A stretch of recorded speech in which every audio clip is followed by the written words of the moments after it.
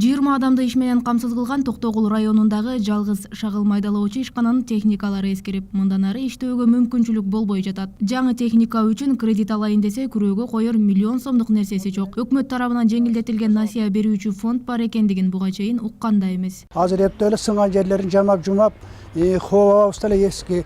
Анан биз эң максатыбыз ушу дровилка, анан экскаватор алалы дегенбиз да. Ушуга биз кредит алалы десек, жана Кыргыз Российский өнүгүү Эмезон банктан бизге залогун өйдө коюп атат да, $100,000 дейт. Биз ал үчүн биз 2 миллион алсак, 100 миң, эгер $100 миллион болсо анда биз өзүбүз эле иштей берет элек.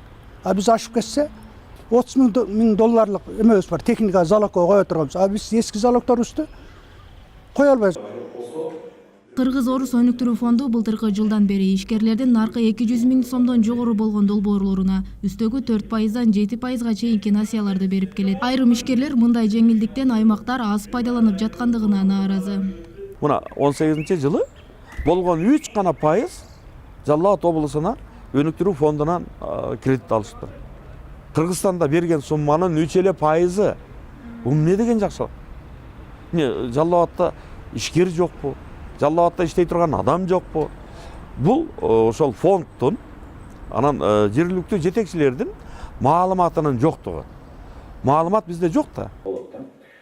Өкмөт тарабынан жеңилдетилген насыялар региондордогу ишкерлерге жетпей калуусуна бир тараптан тийиштүү маалыматтын жоктугу, экинчи тараптан кагаз документтеринин так эместиги негизги себеп. Фонд бул эми коммерциялык структура эмес да. Бизде пайда ала турган максатыбыз жок. Бизде ушу жардам бере турган максаттар болгондуктан бизде документация талап да бир аз көбүрөөк коммерциялык банкка караганда. Ошого ушул элементарно эле учетторду жүргүзбөй калтат биздин адамдар азыр. Анан кийин документтери, ошол подтверждающий документтери аз болуп, кем болгонго иштеш да ошондой бизнесмендер менен иштеш кыйыныраак болуп атат да. Өкмөттүн Жалал Абад областындагы өкүлчүлүгүндө болуп өткөн жыйында ишкерлердин улуттук банктын өкүлдөрүнө нааразычылыктары жана суроолору көп болгондуктан банк кызматкерлери менен ишкерлердин ачык диалогун райондордо өткөрүү жагы акимдерге тапшырылды.